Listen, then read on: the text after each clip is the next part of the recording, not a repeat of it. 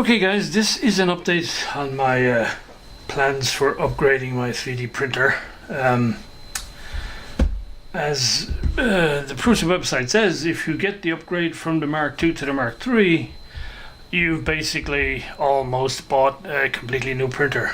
And so I thought, since I now have most of the pieces for a second printer, rather than upgrade the one I have and end up with a whole lot of spare bits left over, maybe what I'll do is look at taking the upgrade to the Mark 2.5, combining it with things like this Orballo frame, and then see what other bits and pieces I might need to finish off and have a separate printer as my Mark III.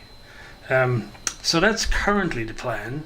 And so, yeah, it's going to take a little while because I'll figure things out as I go along.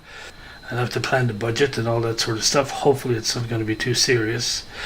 So first off, the frame, which finally did come from Orballo, but I ordered the frame, the set of shafts, and the hardware kit of nuts and bolts that you need to put it all together.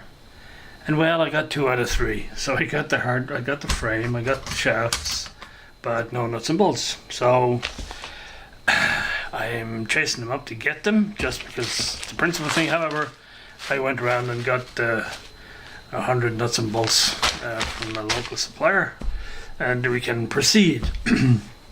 One of the things I did on my Mark IIs is for the bed, for the y-axis, I used dryland bearings, not the plastic ones, but ones with a metal housing so that they don't deform. And so I'm very happy with those, and I want to use those on this bed as well. However, the way this bed is designed, it's very restricted just to the traditional bearings, which are, I'm sure you guys will know, which are these guys. So these guys have the roller balls in them. This is 15 mil in diameter, outer diameter, and it's 24 mil long. This guy is 16 mil in diameter and he's 25 mil long. So he doesn't sit in this little recess here because he's too long. And of course this metal shield is too small to go over it. And unfortunately, the way it's designed, there isn't enough metal on the top here. So if I were to do this out to 16 mil, I'd be very nervous that there simply wasn't enough holding it. So I decided I would redesign it and do it like my laser printer is done. So I printed off, this is a test one, which is, I think, pretty good. So I designed this little bracket to hold these guys, so it has a 16 mil diameter and so on, and it just bolts onto the bottom, just the same as my the bed on my laser engraver is done. And so now that I got that going, I'm gonna print off 3 more of those. It's actually in progress as we speak. And then I will have, unfortunately I only have 3 of these guys, so I've ordered up some more. They are expensive compared to the standard ones, but then, you know, these last, and you don't have the noise problem.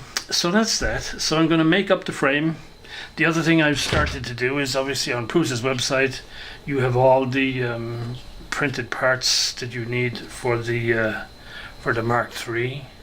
And so I've printed off these 2 guys and just checked that it's all working. So far so good. So we're going to get started. Don't know how long this is going to take, but I guess there's no rush because I have a printer. So putting this Orballo frame together, it seems my run of bad luck with this project keeps going with this particular frame. What I've discovered is the laser cut is not very good quality, and there are bits that stick up which I have to file down, and I only noticed it because when I started putting this thing together and I thought I wanted to check for square, and I tried it on this side here, it turns out that it's completely splayed out at an angle like this, and the reason is the imperfections on this won't let these devices seat and mate properly, and so it pushes the side piece out. It's the same on this one. There's a huge imperfection here, which is luckily I could see it immediately because it held off a good 1/16 of an inch, so you could see the air gap that you couldn't pull it together. So it looks like this one is going to fight me all the way.